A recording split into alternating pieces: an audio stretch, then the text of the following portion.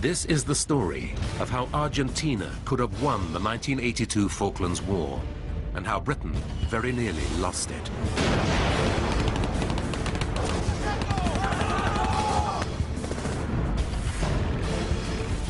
It's the story of how a naval task force sailed 8,000 miles to fight a war few thought Britain could win, and how Argentina came within a hair's breadth of victory. The steps leading to this outcome did not happen, but they could have. For the first time, top British and Argentine commanders reveal 7 key steps that could have led to British defeat. If the British hadn't set foot on the Falklands, they would have been destroyed. They would have lost. If the Argentinians had been able to hang on for, say, another 2 weeks, they would probably have won.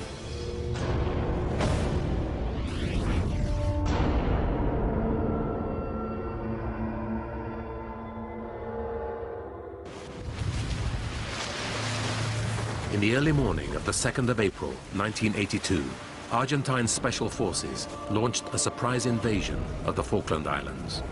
In just a few hours, 800 Argentine commandos, backed up by warships and armor, forced the surrender of the small British garrison that defended the islands. It looked like a conclusive victory, but the Argentines had just made a crucial mistake. They moved too early.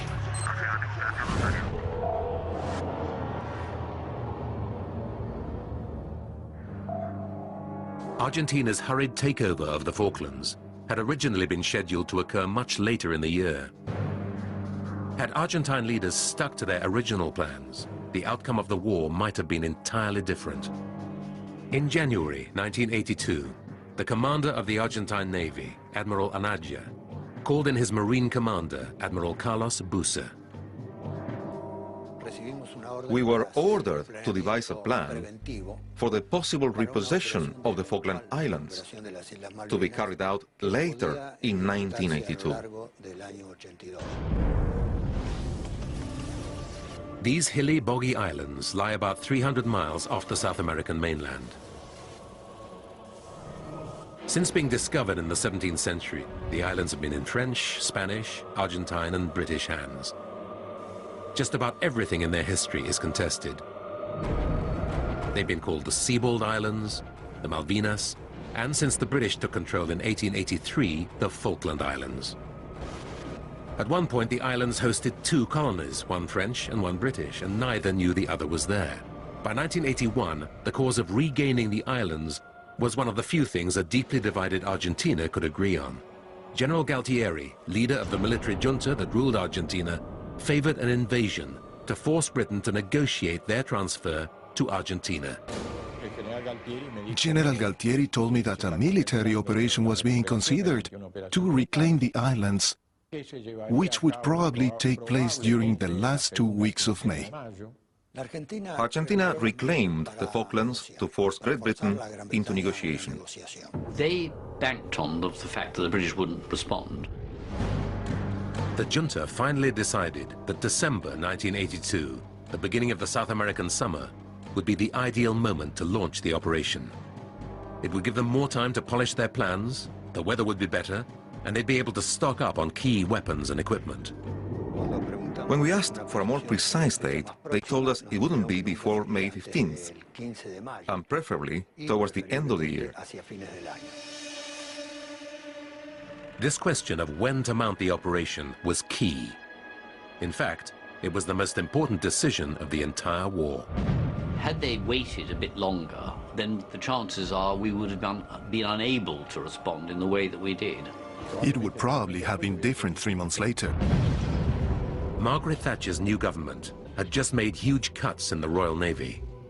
They'd sold off the United Kingdom's 2 aircraft carriers and, crucially, mothballed the last of her amphibious landing ships, critical for landing large numbers of troops from the sea.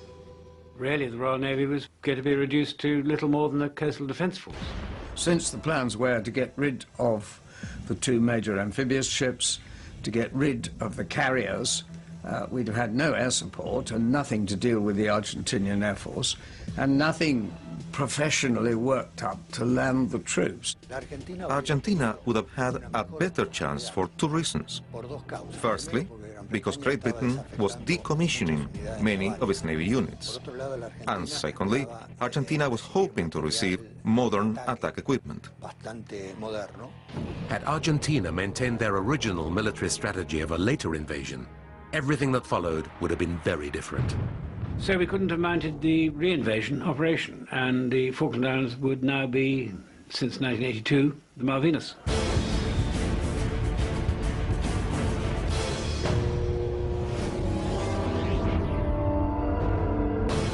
This is the story of how Argentina came close to winning the 1982 Falklands War.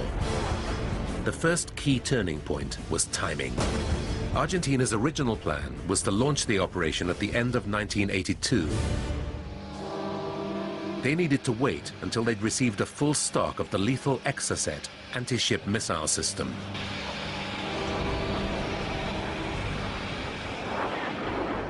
By April the 2nd, we were beginning to get the lethal Exocet anti-ship missile.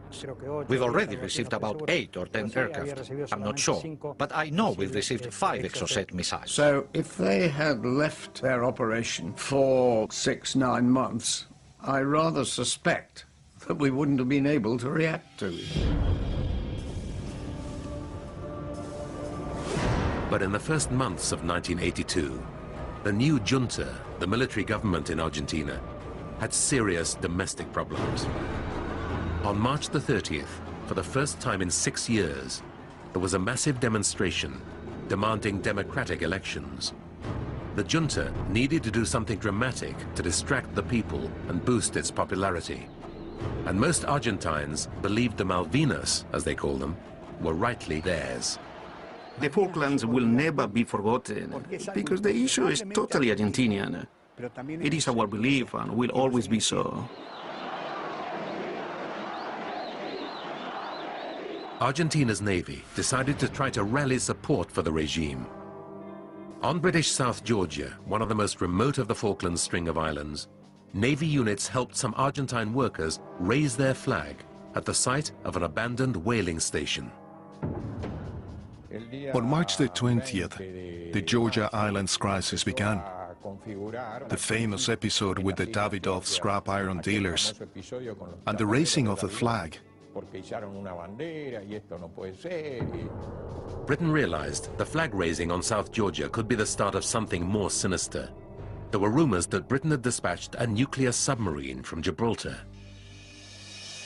Great beauty of submarines is you don't see them, you don't know where they are, and so you have to make assumptions. The junta assumed the submarine was heading to the South Atlantic to protect the Falklands. Now they had to decide whether to speed up their invasion and make their move before the rumored British nuclear sub had arrived. 4 days later, the junta called in Admiral Bucer. On the 24th of March, they asked us when would be the soonest we could proceed with the operation. We judged that if they gave us the order soon, we could set sail on the 28th. Argentina's military junta decided they would take the islands before the rumored British submarine arrived, moving their plans forward by at least 5 months. It was a disastrous misinterpretation of intelligence.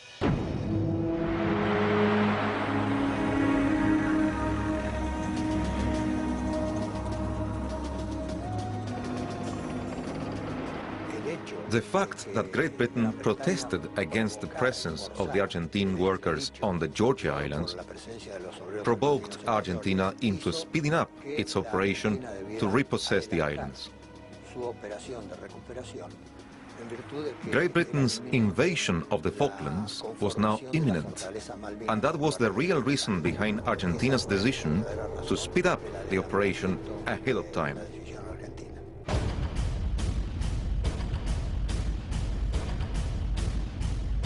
That British submarine wasn't a provocation. It wasn't heading to the Falklands at all. It was all done on a false assumption, a wrong assumption, of where that nuclear submarine was going. It wasn't heading south at all. And we sent 3 other quite different ones. So the what if there is